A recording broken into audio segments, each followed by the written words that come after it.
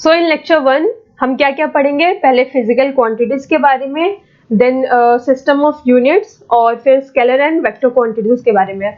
तो सबसे पहले फिजिकल क्वांटिटी क्या है? तो कोई भी क्वांटिटी जिसे हम मेजर कर पा रहे हैं उन सारे को हम फिजिकल क्वांटिटी कहते हैं।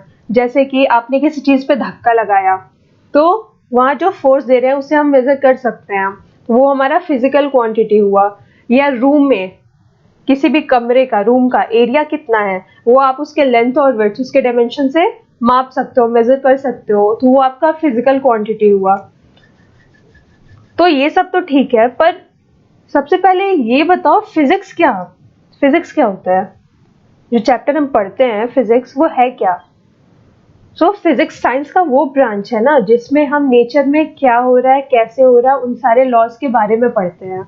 नेचर में जितने भी फेनोमेनाज हो रहे हैं, जितनी भी घटनाएं घट रही हैं, उन सब का क्या रीजन है, किस लॉ के अंडर ये सब हो रहा है, उसके बारे में डील करते हैं फिजिक्स में। Okay, so what is physics?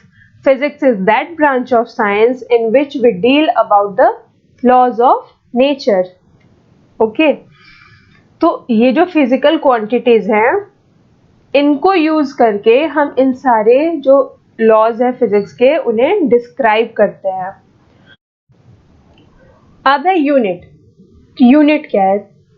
तो हमने क्या किया कि एक फिक्स्ड क्वांटिटी को डिसाइड कर लिया, ठीक है। एक फिक्स्ड, एक निश्चित डेफिनेट क्वांटिटी को हमने स्टैंडर्ड यूनिट बना दिया है, जिसके बेसिस पे हम दूसरे यूनिट या फिजिकल क्वांटिटीज को मेजर करते हैं।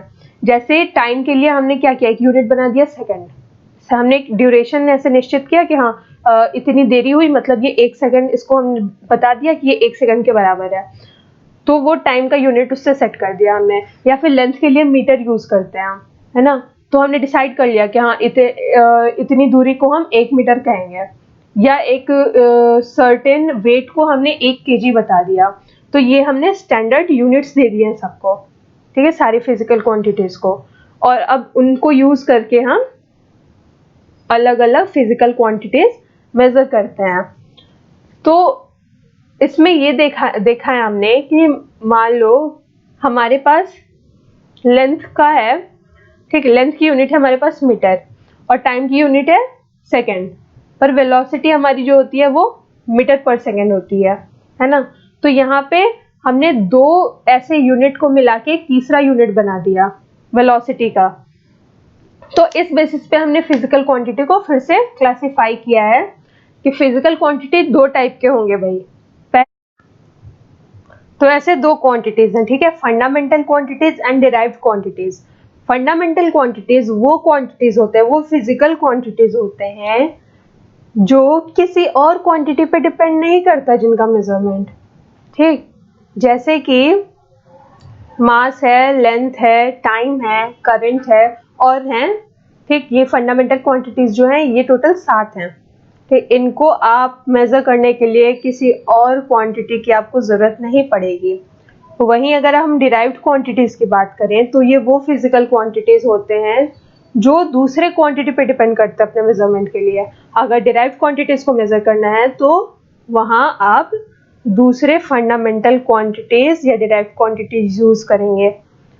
जैसे कि एरिया है, ठीक, हमने लेंथ जब निकाला था फंडामेंटल क्वांटिटी में, तो लेंथ किसी और चीज पे डिपेंड नहीं कर रही है। हमें पता है कि हाँ 1 मीटर 2 मीटर जो भी है यूनिट हमें पता है, हम उससे निकाल सकते हैं टोटल लेंथ। पर अगर वहीं हमें एरिया निकालना है, ठीक, किसी रूम का एरिया निकालना है, तो वहाँ हमें डायमेंशन की जरूरत पड़ेगी।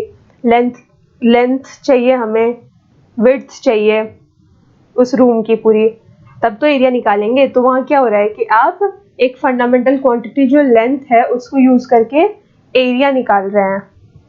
या फिर डेंसिटी है, डेंसिटी क्या होता है, मास बाई वॉल्यूम। तो यहाँ हमारा एक फंडामेंटल क्वांटिटी है मास, और दूसरा है वॉल्यूम। वॉल्यूम खुद एक डिराइव्ड क्वांटिटीज है, ठीक, डिराइव्ड क्वांटिटी है।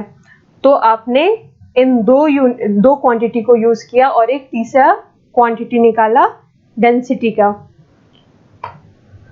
ये जो है ये आपका टोटल फंडामेंटल क्वांटिटीज है ये सारे। और इनके नाम और साथ में इनके एसआई यूनिट दिए हुए हैं और सिंबल। एसआई यूनिट वो यूनिट होते हैं जो पूरे वर्ल्ड में सेम होते हैं, ठीक। अब जैसे अगर ऐसा नहीं होता तो पता चलता कि हमने यहाँ पे लेंथ का कुछ और निकाला हुआ है यूनिट, और आप वही अमेरिका चले जाओ तो कोई और यूनिट है, तो ऐसे कितनी दिक्कत होगी मेजरमेंट में।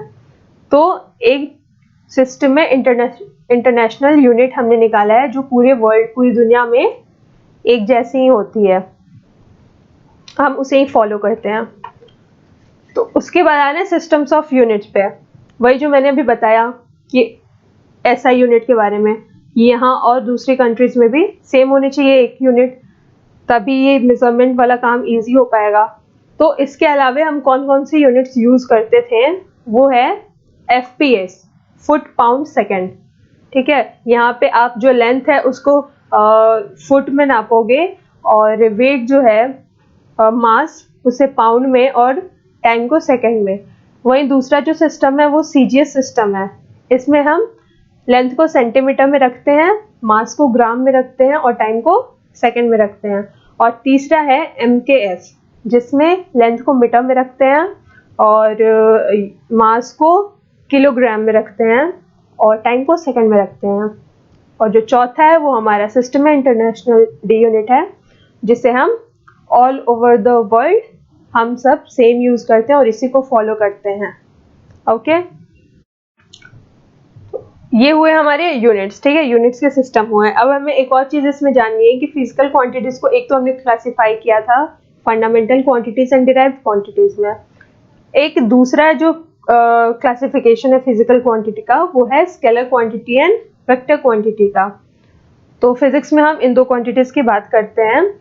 पहला है स्केलर क्वांटिटी। स्केलर क्वांटिटी वो सारी क्वांटिटीज होते हैं जिसका सिर्फ मैग्नीट्यूड होता है और कोई डायरेक्शन नहीं होता। जैसे जब आप बात कर रहे हो कि 2 किलो चीनी ला दो, 2 किलो चीनी के लिए हम सिर्फ मैग्नीट्यूड की बात कर रहे हैं, ठीक, हमें 2 kg चाहिए, ये हमारा सिर्फ अमाउंट है। और यहाँ पे हम ये बात नहीं कर रहे हैं कि हाँ उसमें डायरेक्शन का कोई जिक्र नहीं है ना वहाँ पे। वहीं वेक्टर क्वांटिटी जो है वो सारे फिजिकल क्वांटिटी हैं जिनके पास मैग्नीट्यूड तो होता ही है, साथ में डायरेक्शन भी होता है। जैसे कि फोर्स, मैंने 4 न्यूटन फोर्स लगा दिया, तो 4 न्यूटन फोर्स लगाया, ये तो मैग्नीट्यूड हुआ, पर किस डायरेक्शन में लगाया, पुश किया या पुल किया, ये आपका डायरेक्शन बता रहा है। तो ये जो हुए ये वेक्टर क्वांटिटी हुआ है।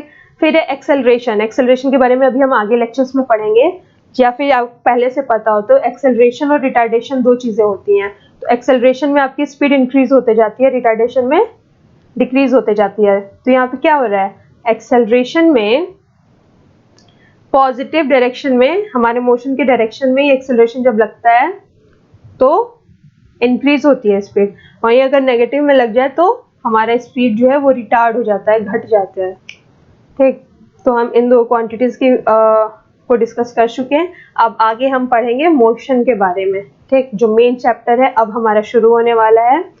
तो सारे वीडियोस देखना इस प्लेलिस्ट के, मैं बहुत अच्छे से इसमें सारे न्यूमेरिकल सॉल्व करके बताऊंगी कैसे होते हैं, कैसे किस टाइप के क्वेश्चंस आते हैं। एनसीईआरटी के भी कुछ न्यूमेरिकल्स लगा दूंगी उसमें। ओके, और शेयर करो अपने फ्रेंड्स के साथ, और प्लीज सब्सक्राइब करो मेरे चैनल को। और जो भी डाउट्स हो उन्हें आप कमेंट बॉक्स में डालो, वो चाहे न्यूमेरिकल्स हो या कुछ और हो, या फिर मेरे यूट्यूब के डिस्क्रिप्शन में मेरे चैनल के बारे में दिया हुआ है, ठीक है, टेलीग्राम चैनल, आप वहाँ पे भी जा सकते हैं। वहाँ पे मैंने कुछ नोट्स डाले हुए हैं, लिंक्स डाली हैं, और आप वहाँ पे भी अपने क्वेश्चंस डाल सकते हैं। ओके।